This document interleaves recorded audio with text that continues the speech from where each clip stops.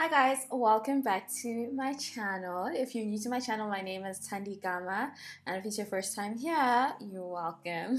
Hopefully you'll stay and hit that subscribe button. So guys, I've only ever done one story time on my channel. There was a part 1 and a part 2, and I think that's the most drama I've ever had in my life. But I remember telling myself that when I get to 50K, I will do the story time. And obviously, I wanted to do a 50K giveaway to say thank you to everyone. And if you want to know what's in the giveaway, then keep on watching. Keep on watching. Okay, guys, I haven't been filming for a while because I was moving offices and I've obviously moved into my new space, which is my old bedroom.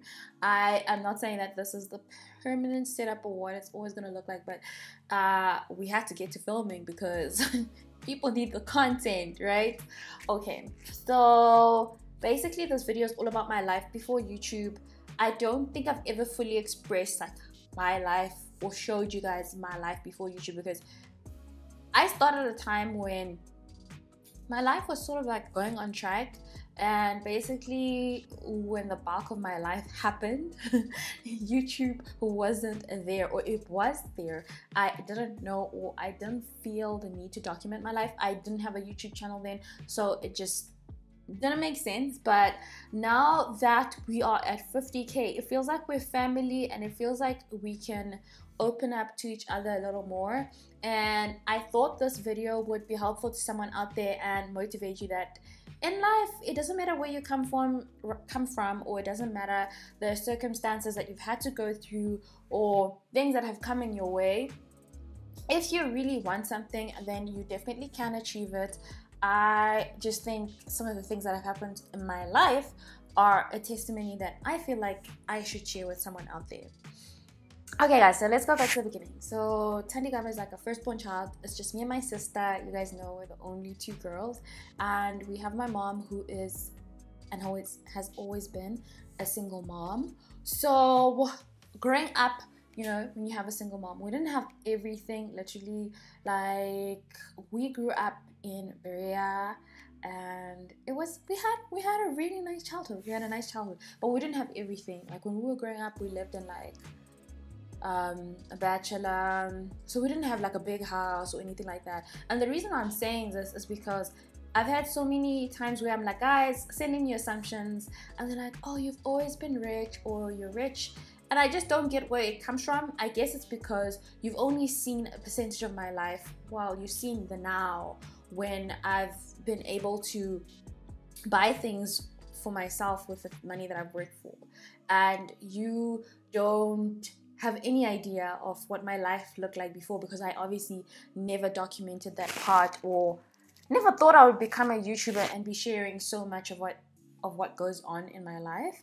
So I wrote down some points so I don't forget anything. So if you do see me looking down, I'm just checking like, did I miss out on something? Or if you do see me checking over there, just looking at the monitor to make sure like everything is still recording, you know, so that makes sense. Anyway, so yeah, so having a single mom, my mom hasn't always been like the mom who can afford everything for us, but she gave us like everything she could. Like, literally, me and my sister grew up, and I don't think we were at a point where we needed things that my mom, like, she put us through school, which was important. Like, she clothed us, she fed us. We never went hungry, like nothing of that sort. But obviously, she couldn't give us like every single thing we wanted. We couldn't just point things out at the store and say, Mama, I want that, or Mama, I want that. And which I'm okay with, and I'm happy with that I was brought up that way, because not everybody has the same experiences, and not, you know, like, we all can't have a good life. But it doesn't mean you can't change what your life turns out to be. So my first job when I was 16. So I started working at 16 because obviously my mom was a single mom, and I had gotten to the point where when you're growing up and you can see like your mom is trying everything, you obviously, like, I think a lot of us firstborns take on that thing where you're like, you want to help out, you know, you want to be able to instead of asking your mom for everything, get yourself stuff. So there were things that my friends would have, or like they'd always have new stuff, and I was like, oh, I really wish I could like have a new dress for this event or whatever. But I knew from an early age that I couldn't put that pressure on my mom. So I got a job, and my mom helped me get my first job, which led me to getting my long-term job. My first job ever, I worked as a sales lady at you know, the Rand Easter show comes once a year, so literally it's just gonna be that long weekend. I don't know, does it happen for a week or 2 weeks? So it's literally just gonna be that point, and I'd have some money. And obviously when you're younger, you think it's gonna be a lot of money, it's gonna take me like three months or whatever. But yeah, I worked there, and while I was there, I managed to get myself a job from another store that was there, because I kept going to this one store that sold perfume and makeup and all these things. So I was very intrigued. So literally every day while I was working there, during my break, I would go look at makeup, and I was trying to figure out what I'm gonna spend my money on before the Rand Easter show ended. I was hoping like my other boss would like pay me on time so that I could at least spend some money at the Rand Easter show. So from going there, the owner of that place noticed that I used to come there around a lot, and obviously, being nosy, was like, oh, I see you come here a lot.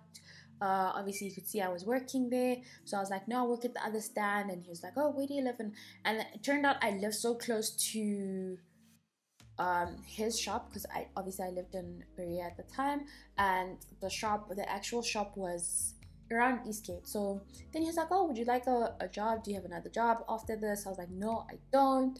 I would really appreciate the opportunity, because I need some money, girl. I need some money. I want to take care of myself.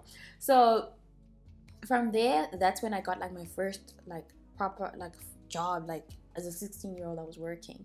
And some of my friends didn't understand like why I was working, but I never was like to them, oh, it's because my mom can't afford like the things that you guys have, so I literally want to buy the things myself. Like I just told them, oh no, I just want to start working and like start gaining experiencing and learning about life and stuff like that. That's literally what I said, like, and I don't think and like from a young age I was always to myself, so I've always been like very reserved. So like them going out, it wasn't something I enjoyed doing every weekend. So I love working. I enjoyed working. And I was working at a perfume store. Like I got to smell different perfumes all the time. And when you guys see like my perfume collection on my YouTube videos, that should help you understand why I love perfume so much. It comes from me working there for about 2 years. So working there for about 2 years, that is basically where I learned or was given my first responsibility, because I remember at the age of 18 having to look after the store by myself for about 2 weeks. And this was the busiest season because the lady I worked with decided that she was going to take leave. She hadn't taken leave in such a long time, I think in close to 2 years. So really they were like, okay, finally she gets to take a break.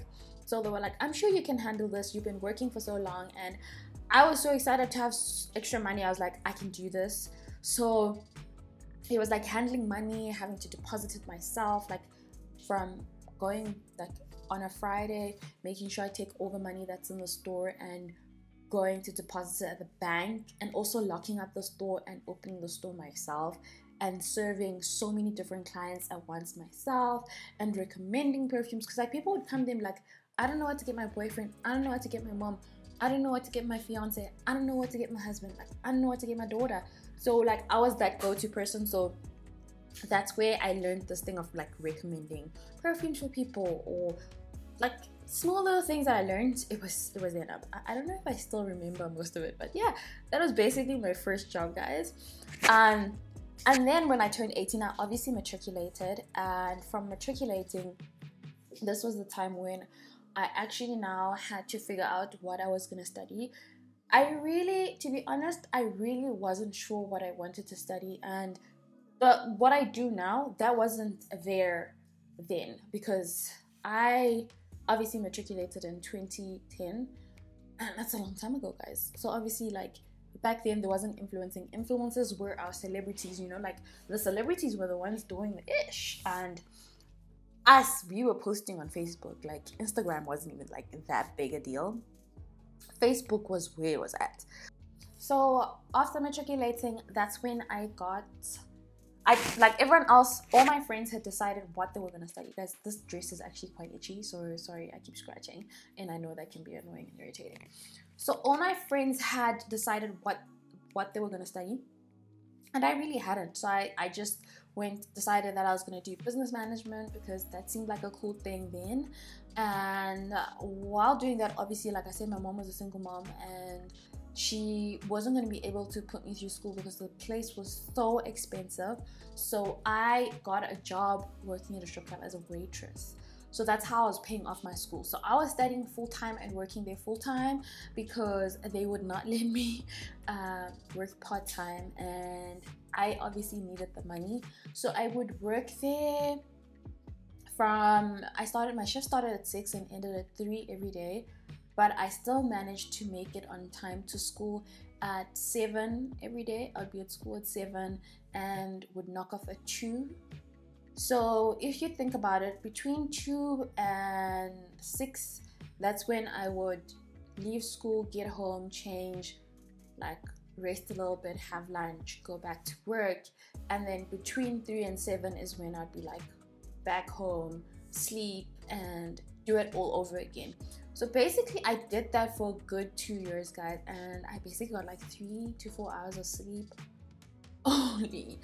It was hectic. I don't like, sometimes when I think about it, I'm like, how did you do it? But while doing that, I was able to pay my school fees every month, and at that time my school fees was like 45,000 rand a year. I think it was 45,000 rand. I don't even know why I went to a place that expensive. I don't know what I was thinking.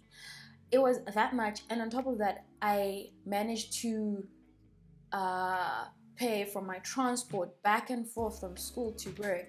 I managed to feed myself. I managed to help my mom with the rent. I managed to help my mom with the groceries. Like anything my mom needed help with, I was managing. And like I was always so tired, but like my grades were good. Like somewhere in between, I found time to study. I honestly, when I think about it to this day, guys, I don't know how I did it, but I do realize that also I prayed hard about it. I prayed and I was like, God, help me get through this. Like, this is so important to me.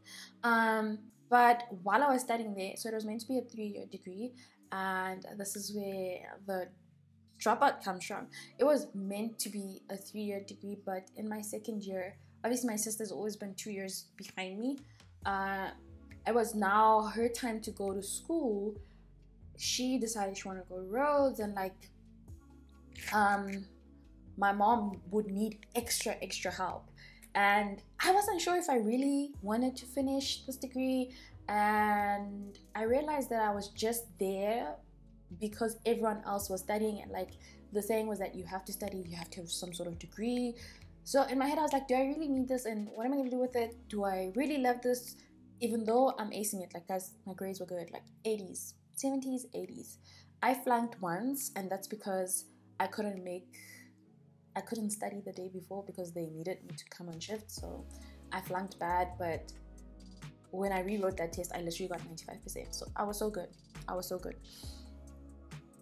So I decided that I was gonna drop out because I was gonna help my mom a little bit more because my sister's not going to school. And I decided that I would go back to school and finish eventually, but just not now, because like for me it was more important for my sister to go to school because she had her life figured out. I was like, okay, you know exactly where you're going, you know what you want to do, baby girl, do your thing, I got you.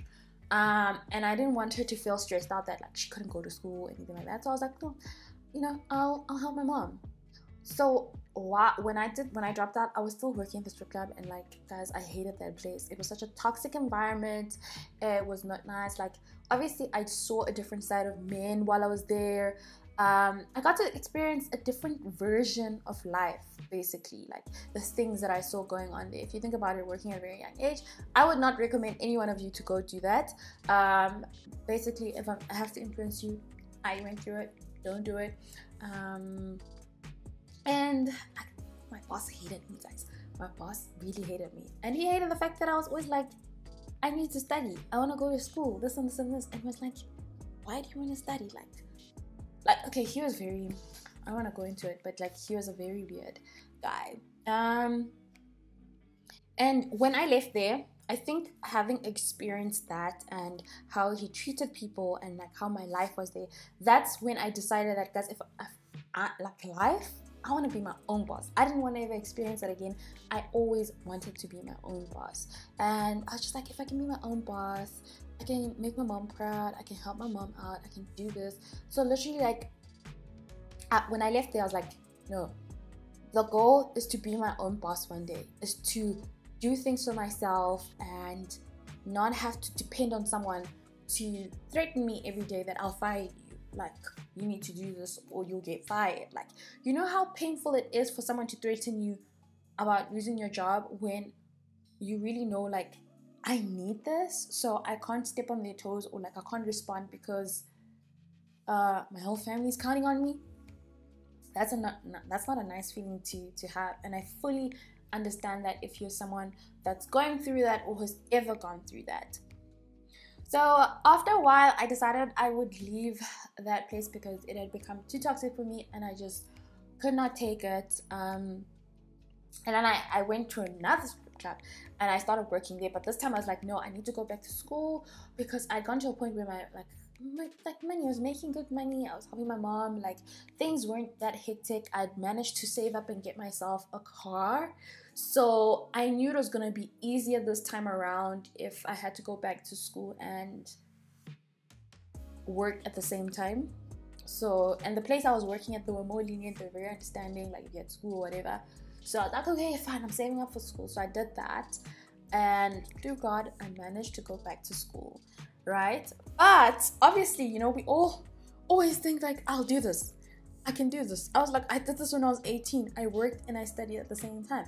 I can do this. But when I started working again and like studying, I just couldn't do it. Like, I just didn't have the same strength I had before.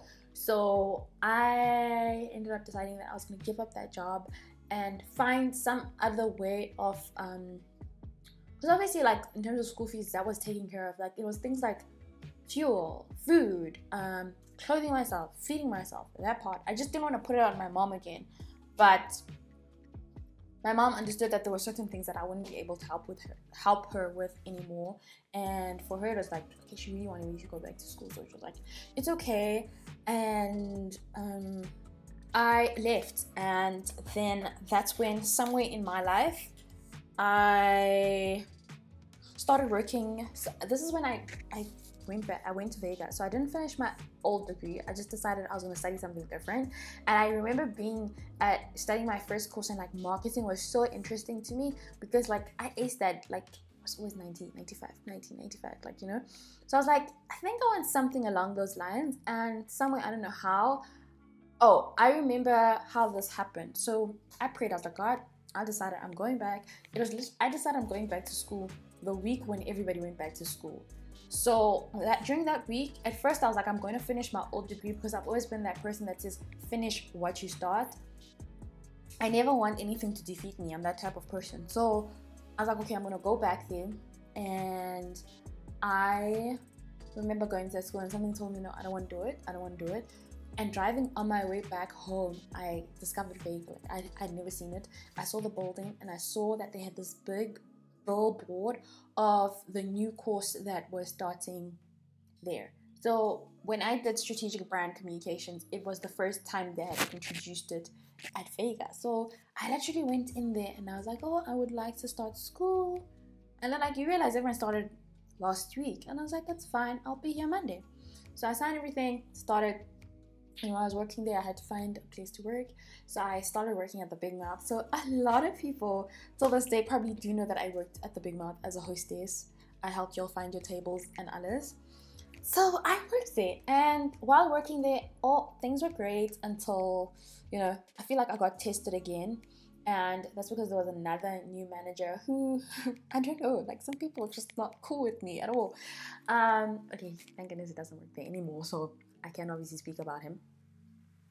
He had a problem with me always like taking leave for school. So it came to a point where like I was being tested again and I was like, no, I'm really not giving up school this time, and like I'm not letting anything get in the way of me finishing this degree.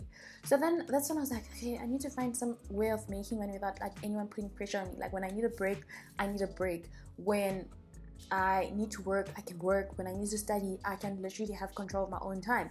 This goes back to how I've always pushed to say, you need to be your own boss, because you see what happens when you're not your own boss. Like, people have a control over your life, or like try and get in the way of things that you're trying to achieve. So when that happened, I decided that I was gonna apply for a loan, because I obviously didn't have that much money. Apply for a loan to go to makeup school, and the loan was declined. Yeah, declined. So I was denied the loan, and so that's when I started learning how to do makeup on YouTube at Vega. Like, I literally, between classes, I would always like watch a tutorial or two. On break, I'd watch a tutorial or two. Like, literally everyone knew that I always had my iPad around and hit it. So when I was on my iPad, I'm literally watching a tutorial. Sometimes if the lecture is really boring, I'd have a tutorial running on my lap. And that's how I learned how to do makeup. From then I had money I could pay off school, like money that could help me with like things that I needed and stuff like that. So that's basically like almost closer to now, but this is also before I even started the YouTube channel, so you guys didn't get to see this part of my life or experience it with me. And I obviously managed to make so much money before I quit my job that the bank had offered me a credit card, and I had a credit card with like, it was 15,000 rand, like the limit.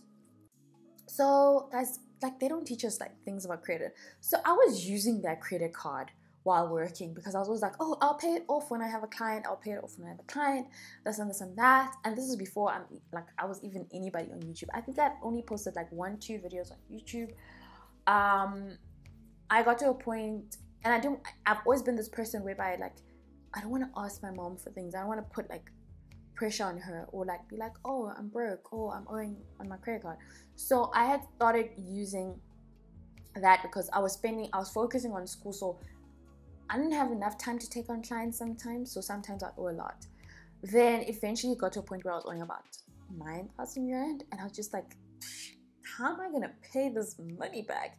And it was literally the time where I wasn't busy getting booked or anything like that, and it was a very stressful time. And then I had saved up for a camera. Somehow I had managed to decide that before paying it off, I needed to invest in a camera.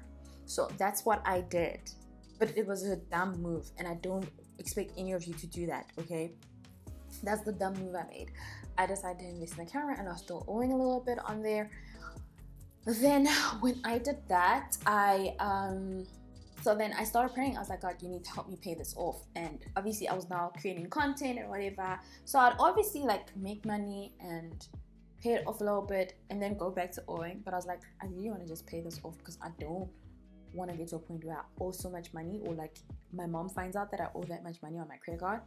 So what happened when I was at school is that an opportunity came up for us to apply for an internship at an agency called DNA, right? And I was like, oh, let me go do this, because then if I can get a salary, I can pay off this credit card. So I remember going on this interview and meeting this girl who was also there for an interview. And the weird thing is that she had a pink eye. I don't know if you're supposed to stay away from someone who had a pink eye, but like, I was like chilling with her, talking, laughing. I didn't know pink eye is contagious. So anyway, I ended up being the person she was chilling with like throughout the interview. So when it was time to like go, she was like in front of me. I was like, you can go first. And she went in, she did her thing, and I was like, good luck to you. I went in, I did my thing, and then I didn't get it. And I was like so angry. I remember being so mad. And she got it, and I was so happy for her. I was so happy for her. And I was like, why didn't I get it? My mom was like, sometimes when something isn't for you, then it will pass you. Like, the thing is, you shouldn't question why God doesn't want this opportunity for you, because you don't know what this opportunity was going to get in the way of, you know? So I was like, okay, in my head I was thinking, I did so well, like I spoke so well, like why didn't they pick me? Like, you know, we all have those moments. And then it turned out that as I was like continuously praying to say, okay, God, that didn't go so well. She is the person, because she got the job. She is literally the person that got me the first opportunity that could help me pay off my credit card. Like, oh God, I was so excited. So this is when I got to work with Kelso, when Edgar's launched Kelso Beauty. And I was like, it was so much money. I didn't even know what to do with it. I had never earned that much money in one go. So I was like, oh my God. But like, this is why I say, like, you never know who you've met in life. And people always ask, like, why are you so humble? Like, why are you?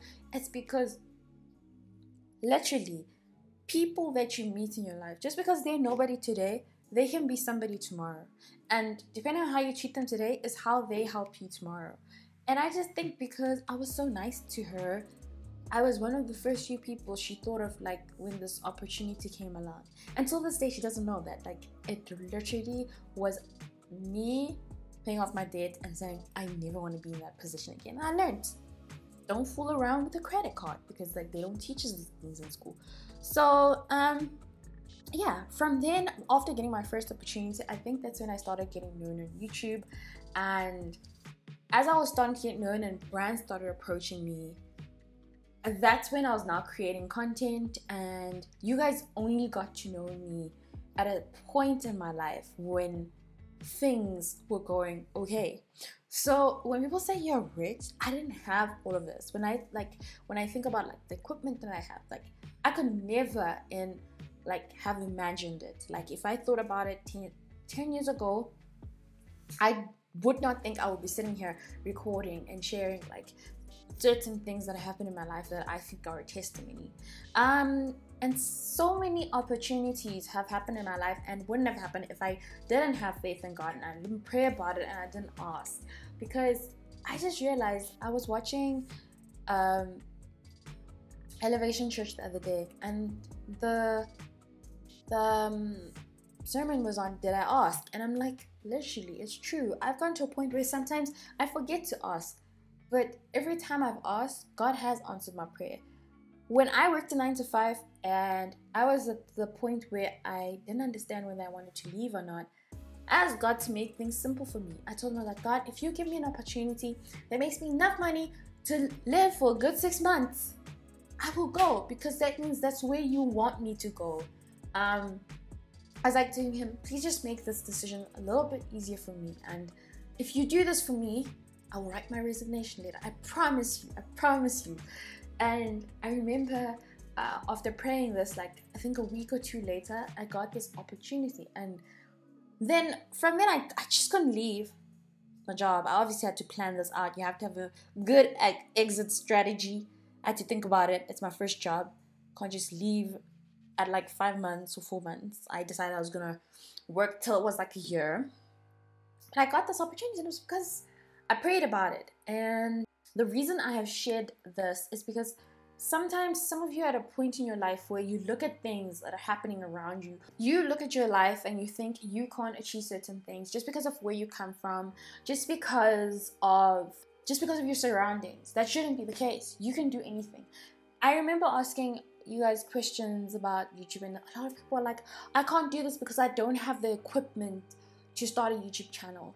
And the thing is, you shouldn't compare yourself to me, because you're looking at my now and you're not looking at my then. When I started filming on YouTube, I used an iPhone 6s. I had no idea I would own a camera this good one day, but that's because I had faith. And even though I'm speaking about YouTube, there's probably something in your life that you want, but you don't totally believe that you deserve it. I think you should have a different mindset. You should start thinking, I'm worthy of all of this. And who you are now doesn't determine who you'll be 5 years or 10 years from now. Your circumstances right now will not be the decision maker of what you can be. So I'm really hoping you take some sort of motivation from this. Like, obviously I'm not good at like ending it off, like giving it like a signed, sealed, delivered kind of ending. But it was important for me to share this because this is my journey. This is me coming from being a broke student, being a dropout, being a nobody, to being Thandi Gama, because obviously a lot of you do say Thandi Gama. It's awesome hearing someone mention on their channel, I'm watching Thandi Gama. It's awesome seeing someone tweet about you and you think, oh my gosh, this person knows my name. But now what I wanted you to know is to know my story and hopefully motivate you and tell you that you can also be the author of your story. So yeah, hopefully you guys enjoyed this. This is the end of this video. Thinking about everything I have achieved, I'm so grateful. I am so grateful for 50,000 subscribers. I literally said in my last video that this was one of my milestones this year, and obviously my next one is 100K. I'm hoping to hit that before January next year, but I know I can do it. I know I can do it, and I'm so grateful for every single person that has come into my path.